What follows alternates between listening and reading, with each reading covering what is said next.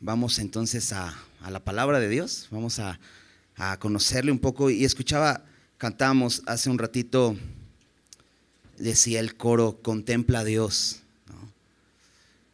Y entonces adórale, ¿no?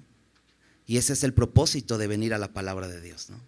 Contemplarlo, conocerlo, porque es la forma de poder responder, porque la adoración simplemente es una respuesta a lo que Él ya ha hecho por nosotros, ¿no?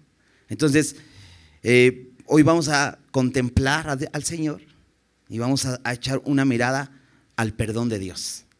¿Sí? Vamos a estar hablando de esto, el perdón de Dios. Y te invito a que abras tu Biblia en el Salmo número 32.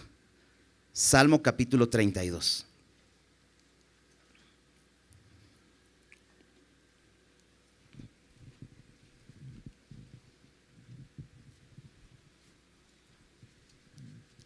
¿Ya estás por ahí? Vamos a iniciar con una oración y empezamos a estudiar el pasaje. Señor, gracias te damos porque eres bueno, gracias porque podemos estar esta mañana ante ti, Señor, y queremos conocerte, queremos contemplarte, Señor, conocer tu amor para nosotros, conocer lo que has hecho, Señor, y entonces responder en gratitud a esa misericordia que has mostrado hacia nosotros. Señor, ponemos este tiempo en tus manos, quita cualquier distracción de nuestras mentes, permítenos escucharte, Señor, y permítenos recibir tu palabra, Señor. Abre nuestros corazones, te lo pedimos en el nombre de Jesús, amén. Pues bien, dice así los primeros 2 versículos de Salmo 32. Bienaventurado aquel cuya transgresión ha sido perdonada y cubierto su pecado. Bienaventurado el hombre a quien Jehová no culpa de iniquidad y en cuyo espíritu no hay engaño. Este pasaje empieza diciendo una bienaventuranza. En los salmos, este es el segundo salmo que aparece con una bienaventuranza. El primer salmo es el Salmo 1, que habla de que son bienaventurados aquellos que no andan en camino de malos, ni se sientan en silla de pecadores, no andan en camino de escarnecedores. Bueno, este es el segundo salmo que habla de bienaventuranza. ¿Y qué es esto de bienaventuranza? Bueno, bienaventurado significa básicamente feliz o dichoso, o como Jesús lo enseñó en el Sermón del Monte, que en Mateo 5, Él hizo varias bienaventuranzas, ¿no? En algún momento tuvimos una serie aquí donde estuvimos estudiando acerca de las bienaventuranzas, que es feliz, que es dichoso, pero en el Nuevo Testamento es traducido también como profundamente bendecido. Eso es bienaventurados, profundamente bendecidos. Y fíjate lo que dice este salmo: bienaventurado aquel cuya transgresión ha sido perdonada y cubierto su pecado. Es muy feliz aquel que se le ha perdonado su pecado. También dice: bienaventurado el hombre a quien Jehová, el Dios existente, el que creó todas las cosas, no culpa de iniquidad. Porque a lo mejor podríamos decir, bueno, con que a mí no me eche la culpa, pues el hombre es suficiente. Pero aquí dice, bienaventurado cuando Dios mismo no te culpa de iniquidad. Dice, y en cuyo espíritu no hay engaño. Hay varios detalles aquí importantes. Menciona que es bienaventurado aquel, y se está refiriendo al hombre. En la primera parte, en el versículo 1 dice aquel, y en el versículo 2 dice el hombre. Y es que aquí podemos entender algo. Le está hablando al ser humano. Pero el ser humano tiene una condición miserable, porque el ser humano es pecador. De hecho, por eso la bienaventuranza está diciendo que es bienaventurado aquel cuyo pecado es perdonado, porque el pecado está en el hombre. El hombre ha nacido así, esa es nuestra naturaleza, somos pecadores, ¿no? Y eso en algún momento me quedó tan claro, ¿no? Porque yo no sabía por qué hacía las cosas que yo no quería hacer, ¿no? Y yo pensaba que pues cuando pecaba pues me convertía en un pecador. Pero una vez escuché esto y me quedó muy claro. No, no somos pecadores porque pecamos. Pecamos porque somos pecadores. Esa es nuestra condición. Por eso dice Pablo en Romanos 7, no entiendo por qué no hago el bien que quiero, sino el mal que no quiero, eso hago. Soy pecador, el mal mora en mí. Esa es nuestra condición como seres humanos. Nacimos rotos, nacimos con pecado, nacimos miserables. ¿Sabías eso? Así nacemos. Pero cuando entiendes eso, entonces vas a buscar ayuda. Cuando sigues creyendo que eres una buena persona, como dice el humanismo,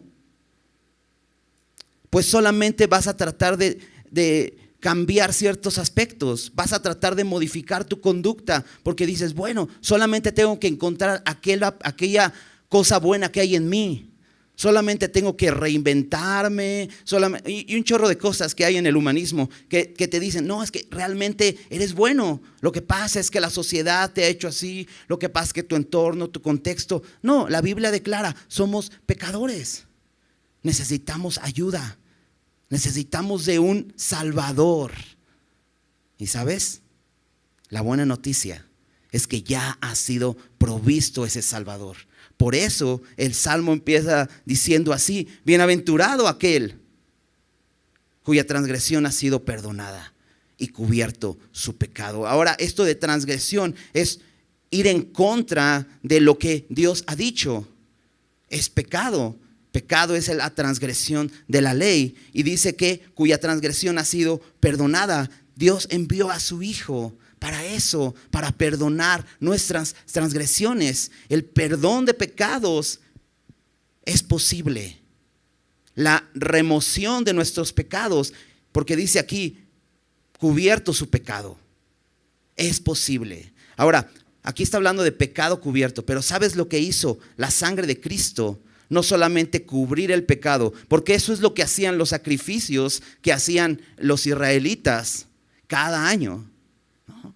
Cubrir el pecado, pero lo que hizo la sangre de Cristo es borrar el pecado, ponerlo en el olvido. Aún más bienaventurados. ¿Sabes? En Cristo es posible el perdón.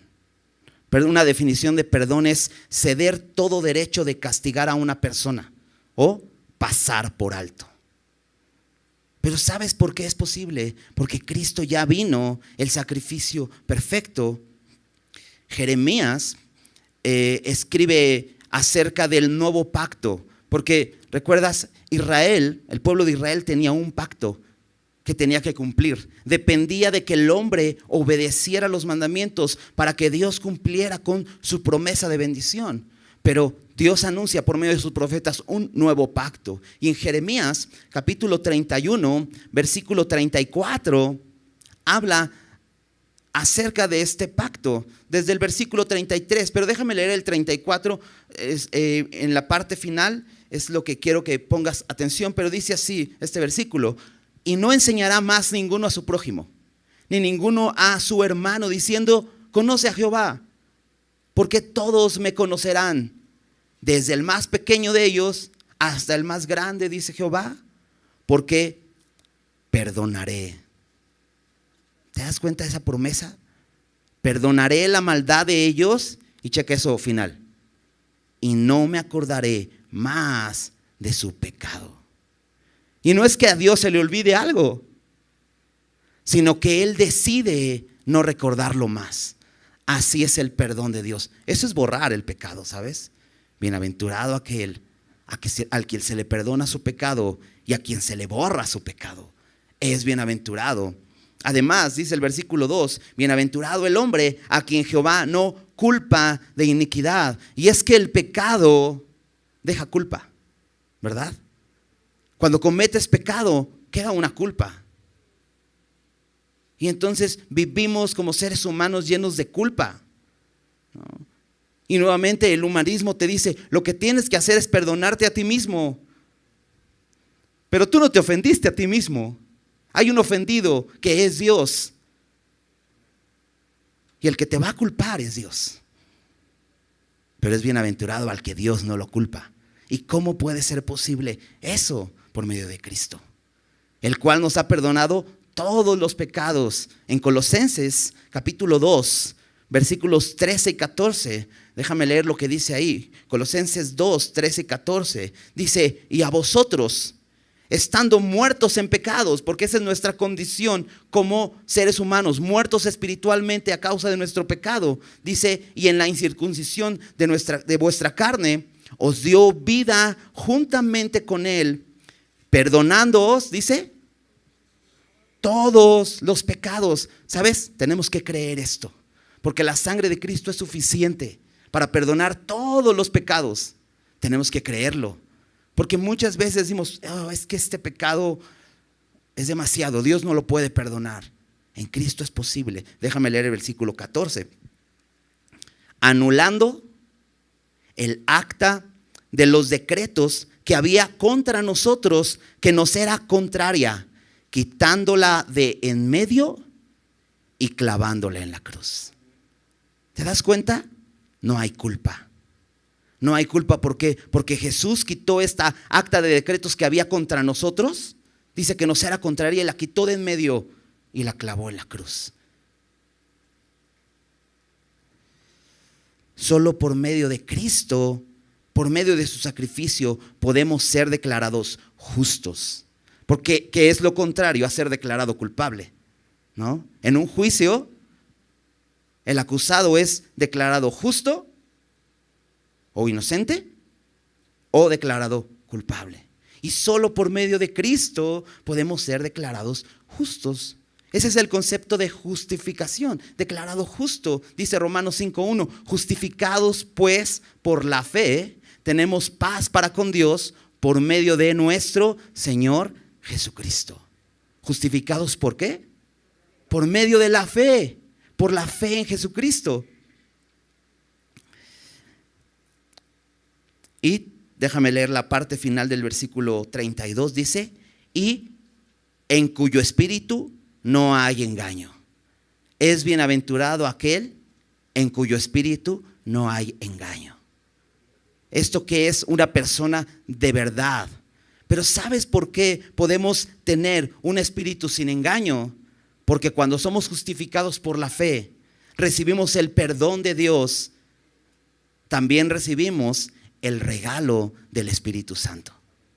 Y el Espíritu Santo viene a morar en el creyente. De hecho, Jesús llamó al Espíritu Santo como el Espíritu de verdad. Por eso dice aquí: y en cuyo espíritu no hay engaño. Romanos 8:15 dice que no hemos recibido el espíritu de esclavitud para estar otra vez en temor, sino que hemos recibido el espíritu de adopción, por el cual clamamos: Abba, Padre. Somos bienaventurados porque somos hijos de Dios, aquellos que hemos creído en el sacrificio de Jesús, aquellos que hemos sido perdonados por la gracia de Cristo. ¿Has sido perdonado? Eres bienaventurado, eres dichoso, eres feliz, ¿no? Y no lo digo así para que diga: a ver, digan todos, soy feliz, como una declaración positiva, algo así. Necesitamos creerlo y andar de acuerdo a eso, vivir de acuerdo a eso. Podemos vivir con dicha, con gozo, diferentes completamente al mundo, que viven en completa desdicha porque no han recibido el perdón de sus pecados. Podemos vivir con gozo, no con amargura, porque nos sabemos perdonados. ¿Has recibido el perdón de Dios? ¿Ya fue borrado tu pecado? ¿Ya has sido declarado justo por Dios? ¿Ya has sido declarado inocente? Por medio de Cristo eres muy dichoso. Si aún no has recibido el perdón de Dios, si aún tus pecados no han sido perdonados, tienes que venir a Cristo. Ahora, esto es una gran verdad que empieza diciendo el Salmo. Pero este Salmo fue escrito por David. De hecho, no leí la primer parte del versículo 1 del Salmo, donde dice Salmo de David, Masquil. Este Salmo lo escribió David. David si sabes, es el rey que canta las mañanitas. No, no es cierto. Él no escribió las mañanitas, es otro David. Este David fue el segundo rey en Israel, escogido por Dios, ungido por el profeta Samuel. Y conoces quizás su historia, y ahorita vamos a hablar un poco de su historia. Pero este hombre escribe este salmo, y es un salmo que dice ahí masquil, que este es un salmo, es un poema, pero dice es un poema didáctico, así se conoce este masquil, poemas didácticos que son para enseñanza. Ahora es muy interesante porque hay un contexto alrededor de este salmo. El contexto en paralelo al Salmo 51. El contexto de este salmo es 2 de Samuel 11 y 12. No lo busques ahorita, anótalo, dale una leída en casa con detalle, con calma, porque es una historia un poco oscura en la vida de David. Porque cuando empiezas a leer la historia, desde que aparece David, dices, este cuate es otra cosa, ¿no? En medio del contexto en el que está, un chavito lleno de fe, lleno de confianza en Dios, pero de pronto, capítulo 11 y 12, un momento oscuro en la vida de David.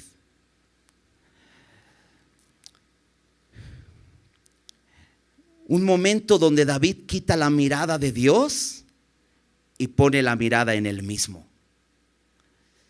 Anteriormente, en 2 de Samuel 7, por ejemplo, David está tan enfocado en Dios, ya siendo rey, que voltea y ve su palacio, y voltea y ve la tienda donde está el arca, y dice, ¿cómo yo tengo un palacio?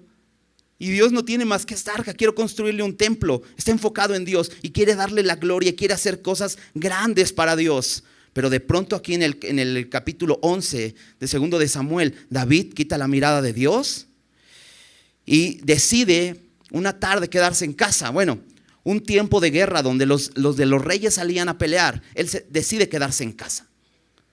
Ya tenía un ejército, ya tenía un capitán que seguramente era buenazo para la guerra, para combatir. Él solo se sintió innecesario en la batalla y se queda en casa. Y de pronto dice que está al mediodía paseando en su terraza cuando ve a una mujer e inmediatamente la desea, la codicia, manda a traerla, la toma. Esta mujer era casada, esta mujer queda embarazada y luego David quiere ocultar todo esto y entonces manda a traer al marido de esta mujer, porque el marido de esta mujer sí había ido a la guerra, siendo leal a su rey. Y regresa este hombre y David, a base de engaños, quiere que entre a su casa y esté con su esposa para que todos digan, pues es hijo de Urías. Pero este hombre tan leal a su rey dice, no, ¿cómo crees? O sea, mis compañeros están en batalla, ¿cómo crees que yo haría esto? No voy a hacerlo. Y entonces David dice, ¿cómo le hago? Ya sé, pues le invito unos tragos, ¿no? Y lo invita a beber hasta emborracharlo.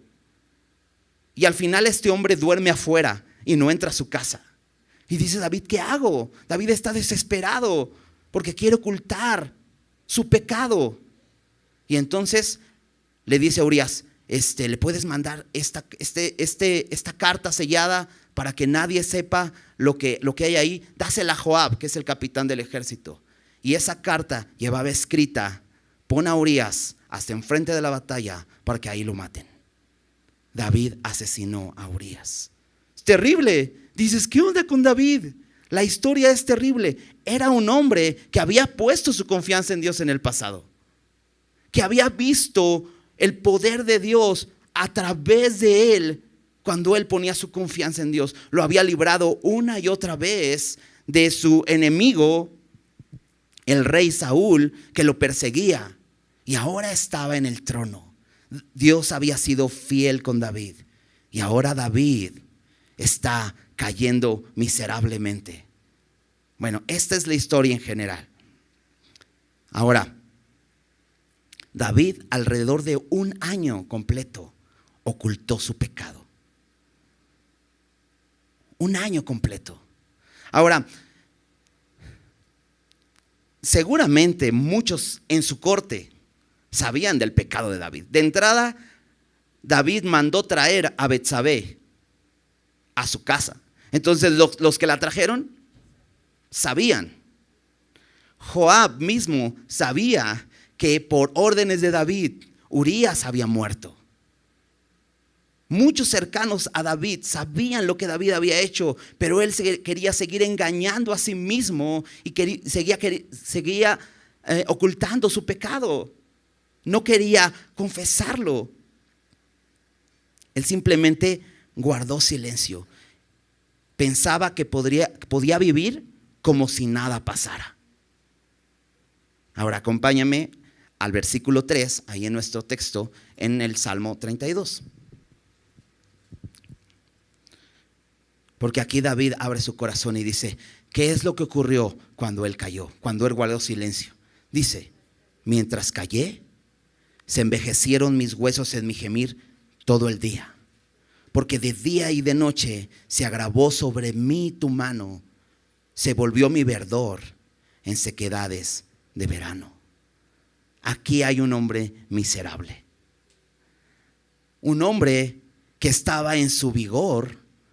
Un hombre que era fuerte, que había visto la mano de Dios.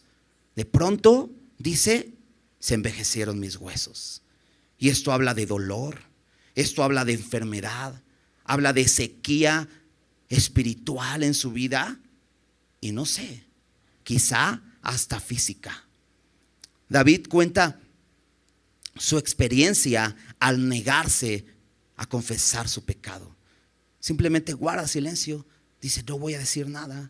No, voy a hacer como que nada pasa. Pero sabes, siempre que nos negamos a confesar nuestro pecado, nos negamos a ser libres.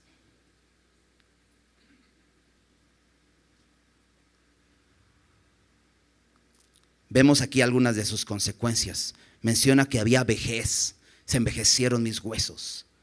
Había enfermedad, había dolor, había aflicción de espíritu. Dice, en mi gemir todo el día, dolor como suspiros. Cuando te acuerdas y dices, dolor, desánimo, tristeza. Este no era el David que puedes ver antes del capítulo 11. ¿Por qué? Porque le dio entrada al pecado. Porque lo consideró como una opción. Pero David reconoce aquí en el Salmo una cosa. Dice, era la mano de Dios sobre mí. Y esto es bueno, aunque es duro. ¿No? Dice Pedro que es terrible. Cosa horrenda es caer en manos del Dios vivo. Pero sabes, no hay cosa mejor. Porque Él tiene poder para aplastarte, para quebrantarte y hacer una nueva criatura. Y sabes, David reconoce que la mano de Dios era sobre él. Sabía David que tenía que ir a Dios, pero no quería, porque tenía que confesar lo que había hecho. Y es que aunque hubiera dañado a muchos alrededor, mató a Urías,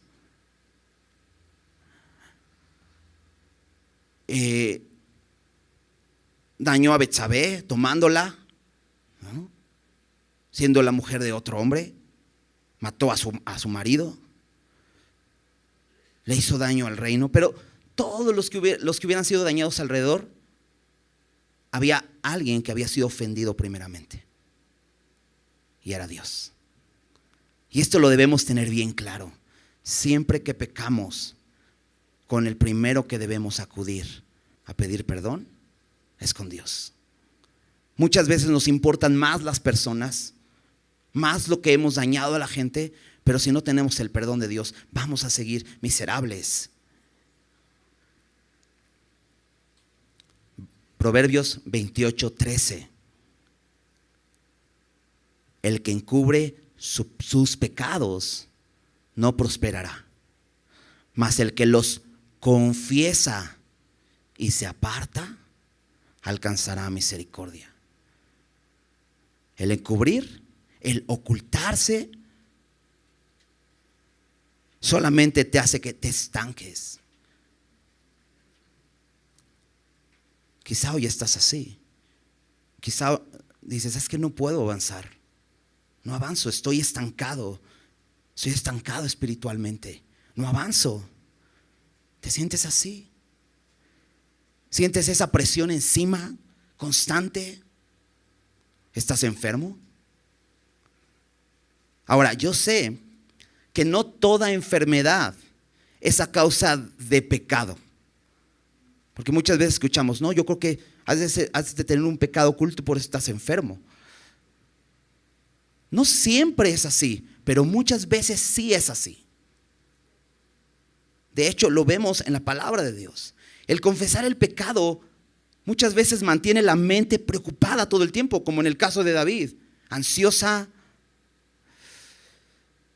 una mente estresada, y eso desencadena diferentes enfermedades, tú lo sabes. Y entonces personas que están en ansiedad, personas que están en depresión, a causa de un pecado que no quieren confesar. Bueno, David estaba así, y él lo dice, era como mi verdor de mi juventud en sequedades de verano. Ahora, la Biblia sí habla de que puedes enfermar a causa del pecado, a causa de no considerar que el pecado es grave ante Dios y no confesarlo. En 1 Corintios 11, y en un rato más vamos a ir para allá y vamos a ver otros aspectos importantes que debemos recordar, pero Pablo habla acerca de la cena del Señor. Y Pablo, con ese celo que tenía por el Señor, reprende a los corintios porque muchos de ellos no estaban considerando la cena del Señor como algo verdaderamente importante. Lo consideraban como una comida común, el sentarnos a tener comunión simplemente, y algunos se adelantaban y comían de lo que llevaban y no compartían con los demás. Era terrible lo que sucedía. Hay un momento en la iglesia de Corintios de pura carnalidad. Y Pablo los corrige y los confronta con eso. Y les dice, es que no puede ser que no disciernan lo que están haciendo, no consideren. Y en el versículo 30 y en 1 Corintios 11 dice, por lo cual hay muchos enfermos y debilitados entre vosotros, y otros ya duermen, refiriéndose a que había personas que habían muerto a causa de esto, de que no estaban considerando el sacrificio de Jesús como algo importante. Y entonces dice, si pues nos examinásemos a nosotros mismos, no seríamos juzgados. Y este no está hablando de un juicio de condenación, simplemente está hablando de la disciplina de Dios, del juicio que Dios da a sus hijos, de esta dura disciplina para que sus hijos volteen a ver al Señor. Porque dice, mas siendo juzgados, somos castigados por el Señor para que no seamos condenados con el mundo. Dios siempre tiene un propósito con su disciplina, que es llevarnos al Señor, llevarnos a arrepentimiento, llevarnos a confesión. David está viviendo eso. David de pronto se siente así, seco en su vida. Versículo 5. Mi pecado te declaré y no encubrí mi iniquidad. Dije, confesaré mis transgresiones a Jehová, y tú perdonaste la maldad de mi pecado. El salmo va muy rápido, pero te decía, había pasado un tiempo donde David estaba batallando en confesar, pero después de sentir esta mano del Señor encima de él tomó una decisión, determinó algo, dijo, mi pecado te declaré y no encubrí mi iniquidad. Habla de confesión. Habla de hablar la misma cosa, ponerte de acuerdo con Dios, llamarle pecado a lo que Dios llama pecado, sin excusas. Porque muchas veces justificamos el pecado. Dijimos, no, lo que pasa es que, mira, no, lo hice, pero es que Él me hizo. Y estamos así, ni sabemos lo que decimos. Pero tratamos de poner excusas. Pero cuando Dios dice, esto es pecado, necesitamos llamarle como Dios lo llama. Eso es ponernos de acuerdo con Dios. Eso es una confesión sincera delante de Dios. Cualquier otra confesión es una confesión de sí lo hice y qué. Eso es una total rebeldía en el corazón. Pero cuando verdaderamente estás arrepentido de tu pecado, puedes confesar y decir, aquí está. Tú le llamas pecado y es pecado. Y hoy vengo en arrepentimiento. Eso es lo que hace David. Dice, mi pecado te declaré y no encubrí mi iniquidad. No empecé a poner excusas, porque David estaba en un escondite. Pero cuando sale de ese escondite, queda, como dice Hebreos 4:13, todas las cosas están desnudas y abiertas a los ojos de aquel a quien tenemos que dar cuentas. Te presentas ante Dios, así, tal como eres. Y puedes decir, esto es pecado, Señor. Y te ofendí. Pero checa la determinación de David. Dije, confesaré mis transgresiones a Jehová. Y esto me hizo recordar a esta historia que Jesús cuenta en Lucas 15. Acompáñame ahí, Lucas capítulo 15.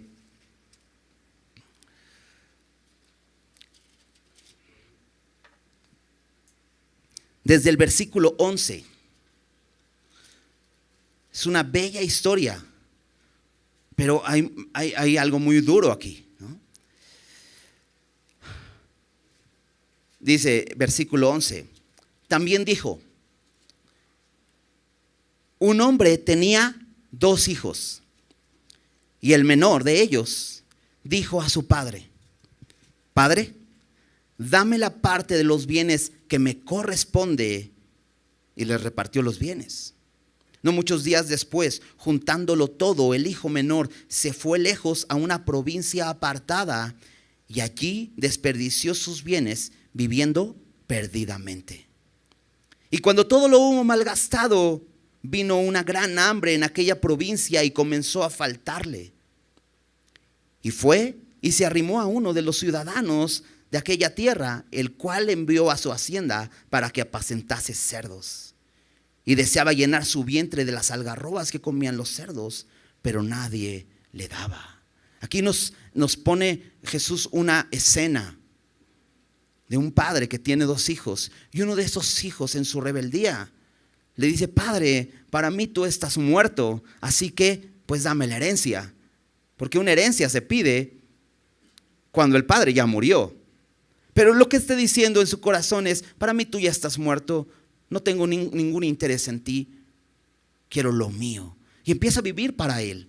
Y dice aquí el texto que se fue lejos, se alejó de su padre a una provincia apartada y desperdició todo viviendo perdidamente. Y empezó a vivir miserable, porque después viene hambre y no tiene nada. Y va y se arrima a uno de los ciudadanos. Y entonces llega a una condición miserable. Y Jesús se los está diciendo a judíos. Y para un judío, ¿qué? ¿Apacentar cerdos? ¡Qué horrible! ¿Cómo? ¡Qué inmundo! ¿Te das cuenta hasta dónde cayó este hijo? Hasta apacentar cerdos. No solo eso, a vivir como cerdo. Y sabes, cuando optamos por el pecado, somos unos cerdos. Cuando optamos por el pecado, decidimos una vida así. Este hombre quería comer la comida de los cerdos y ni eso le daban. Pero esto solamente estaba mostrando la condición de su perverso corazón al rechazar la bondad de su padre. Y cuando optamos por el pecado es rechazar la bondad de Dios para con nosotros y vivir ahí en la miseria. Pero checa esto, versículo 17. Y volviendo en sí, en un momento de cordura, piensa, dijo, ¿cuántos jornaleros en casa de mi padre tienen abundancia de pan y yo aquí perezco de hambre? ¿Te das cuenta? Había llegado a un lugar a trabajar para una persona que también era miserable. Porque su padre, que tenía siervos, los siervos de su padre comían pan. Y el siervo de este hombre en esa ciudad apartada no tenía para darle pan a sus siervos, tanto que este hombre quería las algarrobas que comían los cerdos. Y entonces él reconoce esto: los siervos de mi padre tienen abundancia de pan y yo aquí perezco de hambre. Checa la determinación. Versículo 18: me levantaré e iré a mi padre y le diré: Padre, he pecado contra el cielo y contra ti. Ya no soy digno de ser llamado tu hijo. Hazme como uno de tus jornaleros. Reconoce una cosa, dice: perdí toda la dignidad. Es más, me gasté la herencia. Ya no soy digno. No tengo nada. Estoy perdido. Pero por favor, aunque sea, dame trabajo. Porque sé que como amo, tú eres bueno. Ya no voy a tener los privilegios de hijo, pero no importa, aunque sea como siervo. Eres tú eres bueno. Bueno, eso lo pensó en su corazón. Versículo 20. Porque esa es la parte más importante. Porque muchas veces podemos estar: sí, voy a ir, voy a decir, voy a confesar mi pecado, sí, voy a hacerlo. Y te quedas ahí nada más planeando. Pero fíjate, versículo 20. Y levantándose, vino a su padre. Y cuando aún estaba lejos, esta parte está increíble, lo vio su padre y fue movido a misericordia. Y corrió y se echó sobre su cuello y le besó. ¿Qué escena? No dijo: lo vio su padre y fue movido a misericordia y mandó a sus siervos para que le echaran un baño, y ya cuando estuviera bien limpio, entonces se acercara a él. No, ¿verdad? Este muchacho venía de vivir entre cerdos, sucio, oliendo a cerdo, en su pecado y en su miseria. Así es el amor de Dios. Lo ve a lo lejos, es movido a misericordia, corrió, se echó sobre su cuello sucio, lleno de costras, de mugre. ¿Ves la escena? Bueno, este hijo pródigo somos tú y yo, ¿sabes? Porque eso es lo que el pecado hace. El pecado ensucia, el pecado apesta. Pero Dios, que es rico en misericordia, así se presentó David y dijo: confesaré mis transgresiones a Jehová. Se echó sobre su cuello y le besó. Versículo 21. Y el hijo le dijo: Padre, he pecado contra el cielo y contra ti. Ya no soy digno de ser llamado tu hijo. Pero el padre lo interrumpe. De pronto el texto no nos dice completo, porque le iba a decir muchas cosas. Le dice: ya no soy digno de ser llamado tu hijo. Por favor, hazme como uno de tus jornaleros. Y el padre lo interrumpe. De pronto dice, versículo 22, pero el padre dijo a sus siervos: sacad el mejor vestido y vestidle. Poned un anillo en su mano y calzado en sus pies, y traed el becerro gordo y matadlo, y comamos y hagamos fiesta, porque este mi hijo muerto era y ha revivido, se había perdido y es hallado. Esa es la misericordia de Dios. Fue movido a misericordia. Y te decía, regresando al Salmo 32, parece que el Salmo va muy rápido, porque de pronto David dice: confesaré mis transgresiones a Jehová. Y dice: y tú perdonaste la maldad de mi pecado. Así, tan fácil.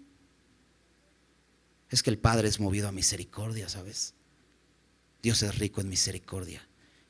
Y cuando ve un corazón sincero, dispuesto, determinado a venir y confesar y llamarle pecado a lo que Dios llama pecado, y en arrepentimiento, Él perdona la maldad. ¿Te das cuenta por qué empezó el Salmo diciendo: bienaventurados? Dichosos. Porque fuiste al lugar correcto. Porque llegaste con el Padre celestial, bueno y misericordioso. Podemos venir a Él. Y esto es para todos nosotros, ¿sabes?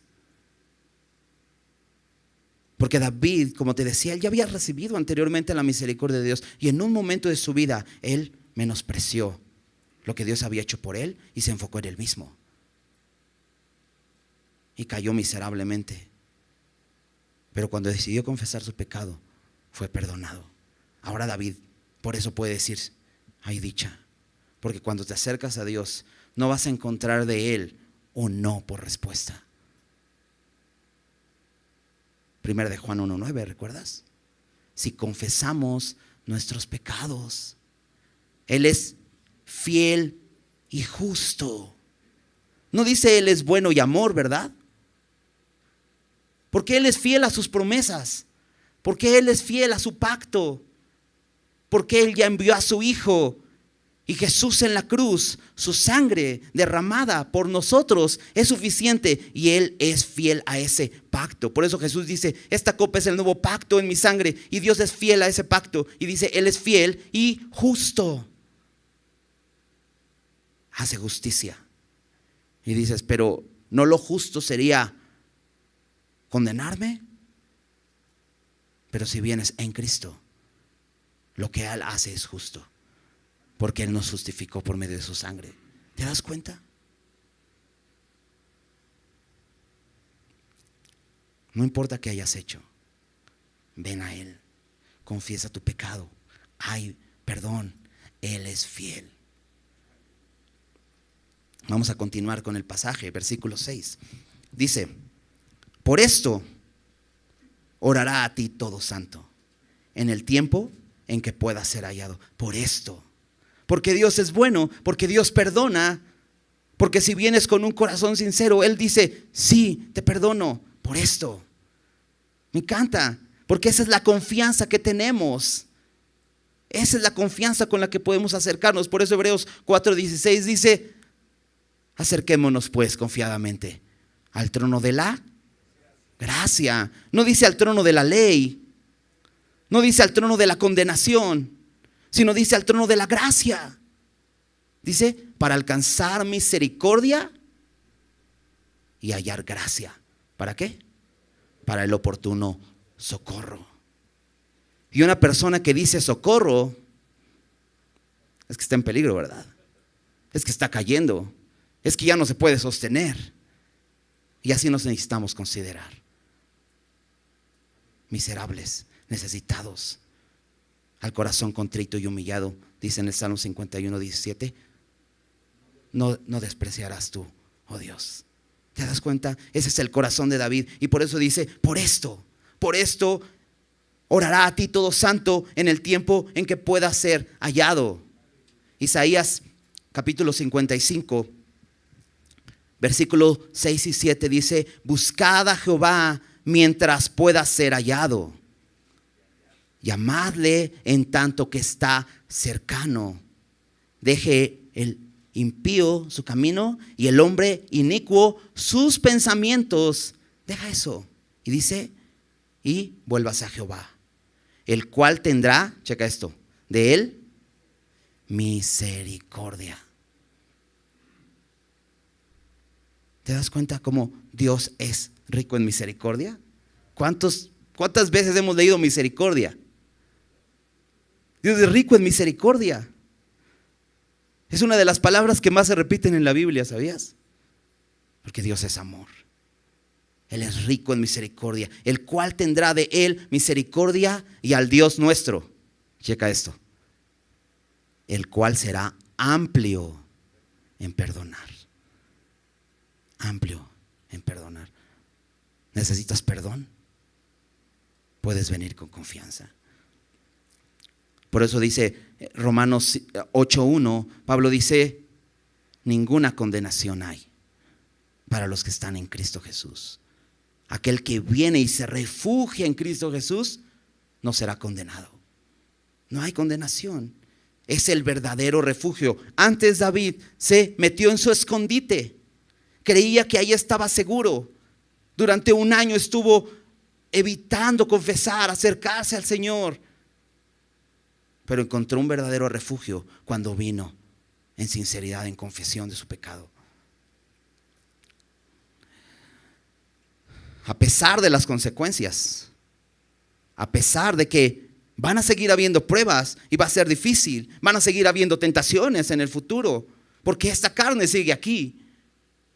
Pero ¿sabes? Dios está ahí. Dice el versículo 7, checa esto. Tú eres mi refugio,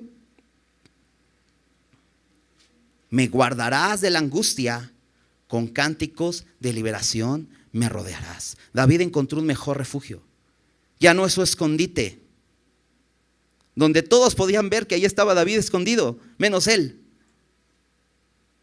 Pero David encontró un mejor escondite y por eso dice, tú eres mi refugio. No hay condenación en Cristo, el mejor refugio. Solamente déjame leerte un poco de las cualidades, la calidad de este refugio. Si quieres venirte a esconder en este refugio, acompáñame a Romanos 8.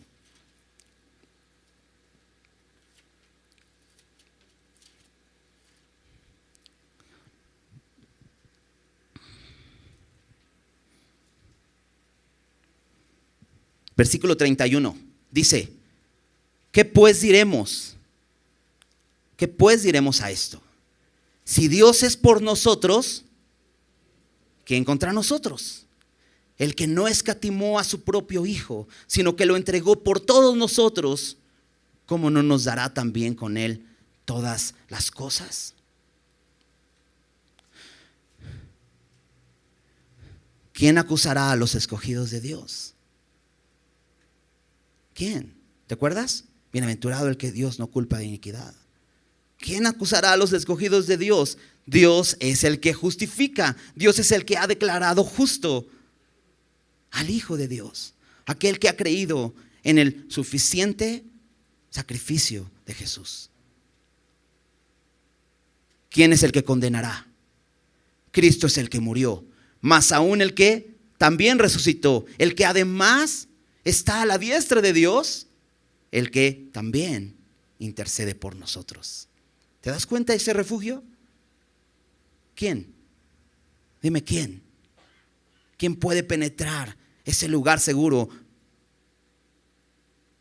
Es un escudo. Sigue diciendo, ¿quién nos separará del amor de Cristo?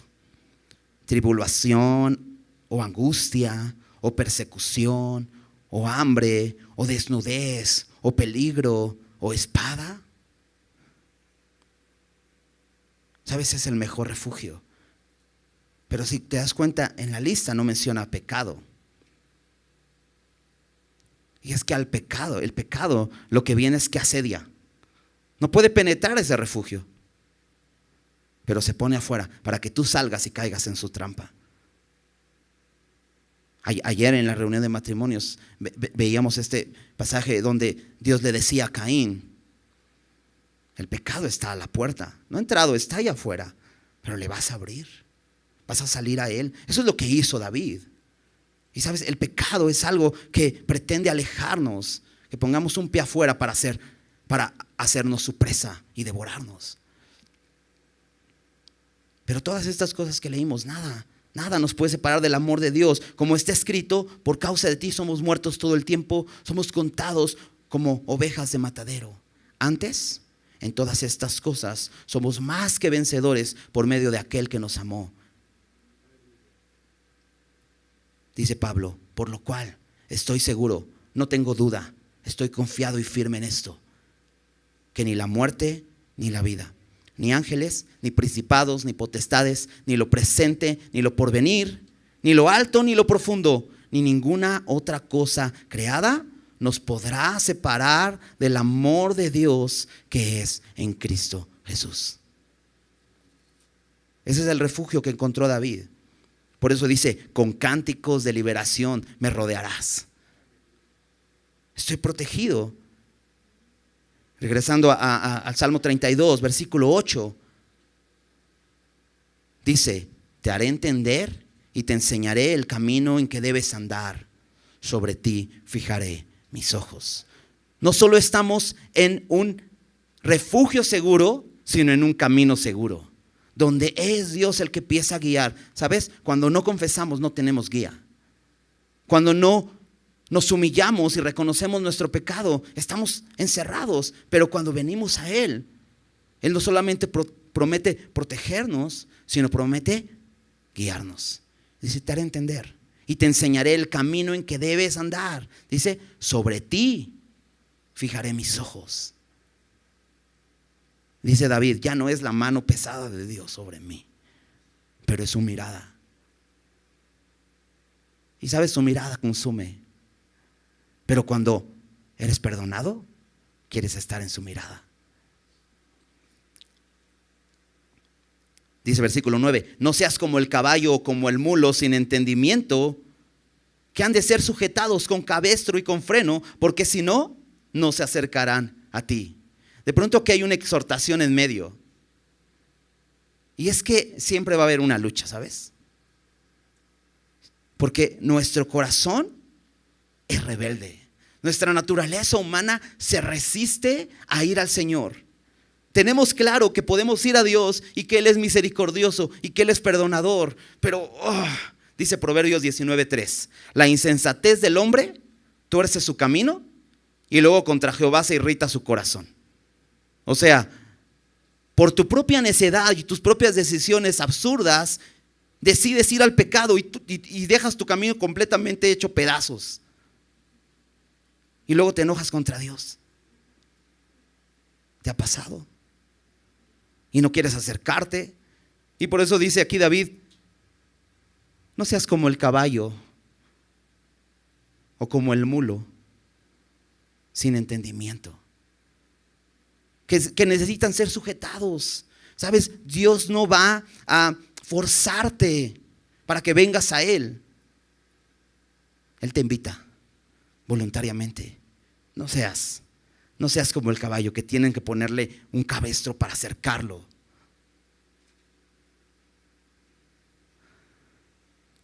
Acerquémonos a Dios. Santiago 4 tiene esta exhortación también y esta invitación. Santiago 4, versículo 8 al versículo 10, déjame leerlo. Dice así Santiago, acercaos a Dios y Él se acercará a vosotros. Pero ¿te das cuenta cuál es la invitación? Nos está diciendo, da el paso. ¿Recuerdas qué hizo el hijo pródigo? Dio el paso. Pero cuando su padre lo vio a lo lejos, ¿qué hizo? Llegó hasta Él. Acercaos a Dios y Él se acercará a vosotros, pecadores. ¿Quedó claro, verdad? ¿Somos pecadores porque pecamos? No. Pecamos porque somos pecadores. Entonces, ¿para quién está escrito? Para nosotros. Pecadores, limpiad las manos. Dice, y vosotros, los de doble ánimo, purificad vuestros corazones. Afligíos y lamentad y llorad. Vuestra risa se convierte en lloro y vuestro gozo en tristeza. Humillaos delante del Señor y Él os exaltará. Porque al corazón contrito y humillado no despreciarás tú, oh Dios. Humíllate ante el Señor. Humíllate delante del Señor. Reconoce tu pecado. Y dice, y Él os exaltará. Y ahorita vamos a terminar el Salmo. Como hay esta exaltación que nos lleva al principio, a la bienaventuranza. Pero dice, versículo 10, muchos dolores habrá para el impío, mas para el que espera en Jehová le rodea la misericordia. Aquí hay un contraste y David quiere poner este contraste para afirmar lo que ya dijo anteriormente. Él contado entre esos impíos que no confesaban su pecado y dice, muchos dolores. Mucho dolor, mucha ansiedad, mucha depresión, mucha aflicción, mucha enfermedad. Todo eso, dice, ay, para el impío. ¿Quién es el impío? El que no quiere agradar a Dios. Por eso hace este contraste y dice, más, no dice más el piadoso, que sería lo contrario a impío, pero dice más el que espera en Jehová. Y es que una persona piadosa es la que espera en Jehová. Esperar habla de confianza o fe. Por eso dice Hebreos 11:6, sin fe es imposible agradar a Dios. La fe nos hace piadosos, porque la fe nos hace personas que pueden agradar a Dios. Entonces, en contraste de que el impío vive dolores y muchas dolencias por su pecado, al que espera en Jehová le rodea la, ¿qué dice? Misericordia. ¿Te das cuenta? Otra vez, misericordia. ¿Qué queremos? Acerquémonos pues confiadamente al trono de la gracia para encontrar misericordia y hallar gracia para el oportuno socorro. Nos rodea la misericordia. Dice: alegraos en Jehová y gozaos justos. Después de llorar, después de lamentar tu pecado. Por eso Jesús decía: bienaventurados los que lloran, porque recibirán consolación. Porque después de recibir estas palabras de Dios, te perdono, hay consolación.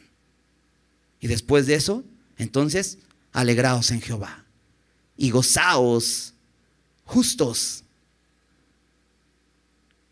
Y nuevamente, justo es aquel que ha sido declarado justo por Dios. Y solamente se puede obtener la justicia por medio de la fe en su sangre. Solamente. Entonces, alegraos y gozaos. Ahora, no está diciendo si quieren, es una orden. Alégrense. ¿Son justos?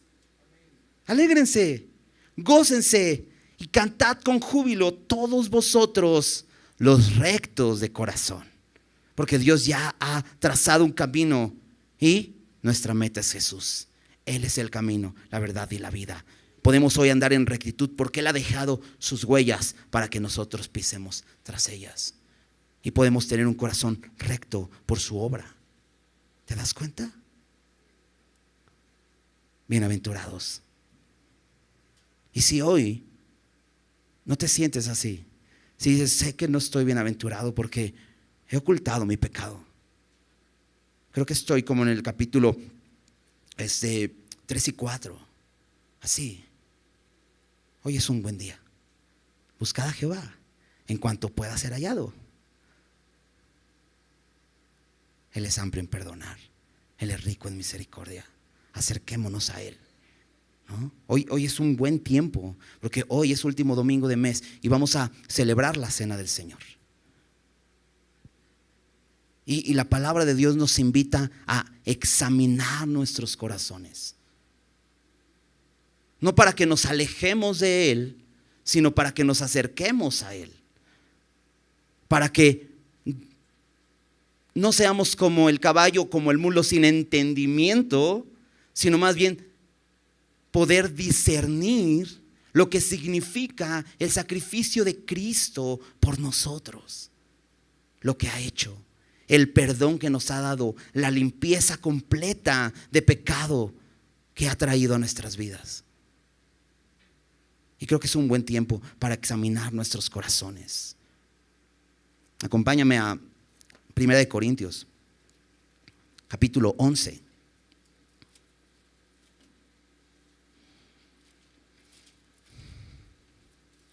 Como te decía, Pablo les está explicando a los corintios esto.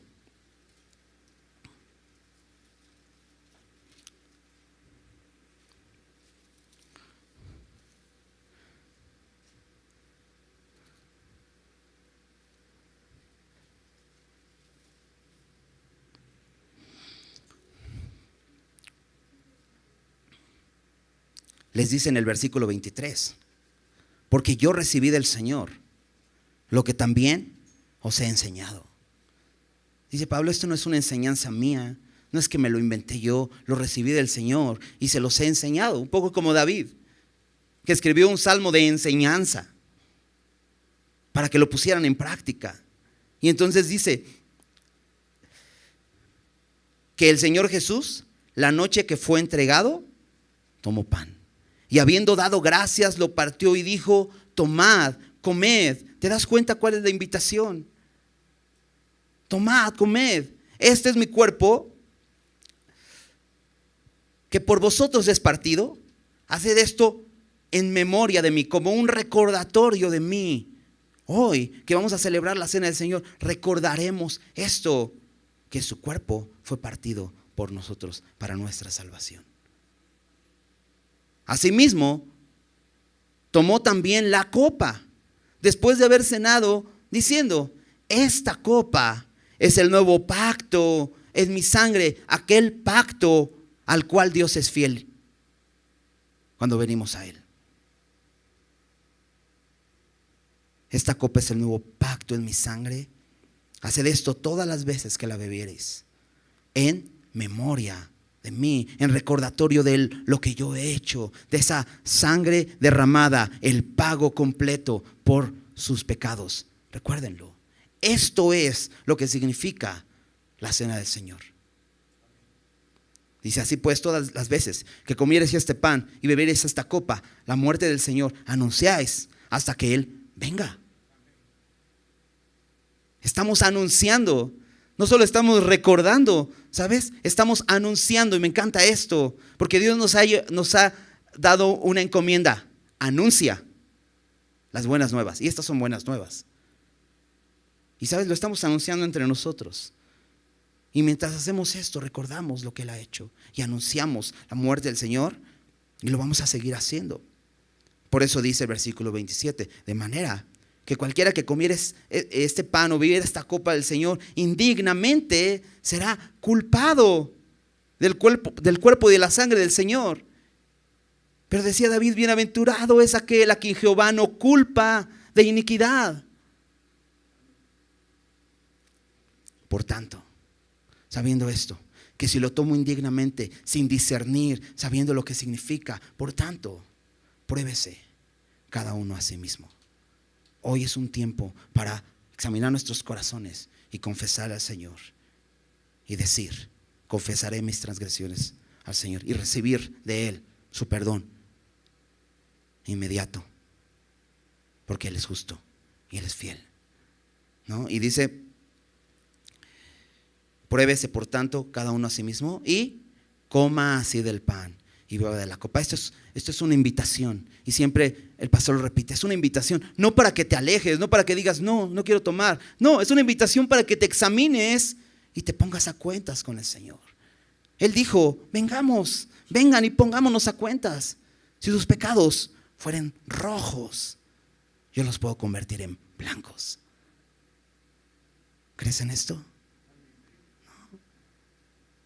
Terminamos este tiempo de enseñanza con una oración.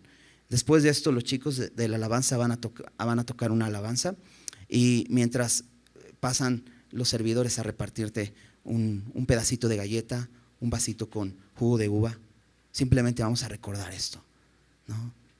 Y mientras lo hacemos, discernamos lo que Jesús ha hecho.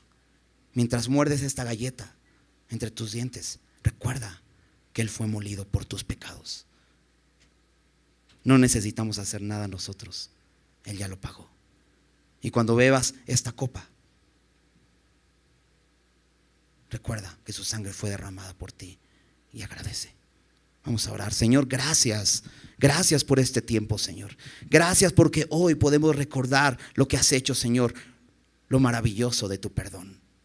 Y podemos ser bienaventurados, Señor, profundamente bendecidos, dichosos, gozarnos, estar alegres, cantar con júbilo, porque tú eres bueno, porque tu misericordia es para siempre, porque diste a tu Hijo por nosotros, y hoy podemos ser perdonados, y hoy nuestro pecado es borrado, clavado en la cruz. Hoy tenemos libertad, hoy no estamos condenados, Señor. Y mientras participamos de este tiempo, recordando tu sacrificio, lo hagamos con discernimiento. Y Señor, si hay algo en nuestros corazones que tengamos que confesar, lo traigamos a ti. Nos humillemos delante de ti, sabiendo que tú eres el único que puede levantarnos. Señor, no queremos vivir en la miseria, Señor. No queremos escondernos simplemente. Queremos traer todo nuestro pecado delante de ti, sabiendo que en ti hay perdón. Eres rico en misericordia, Señor. Eres amplio en perdonar. Y recuérdanoslo cada día, Señor. Que no permanezcamos en nuestro pecado, Señor, sino que vengamos a ti y confesemos, Señor. Que no vengan las consecuencias a secar lo que tú has hecho verde, a destruir lo que tú le has dado vida. Por favor, Señor, ayúdanos a recordarlo diariamente. Gracias, Señor, por tu palabra. En el nombre de Jesús. Amén.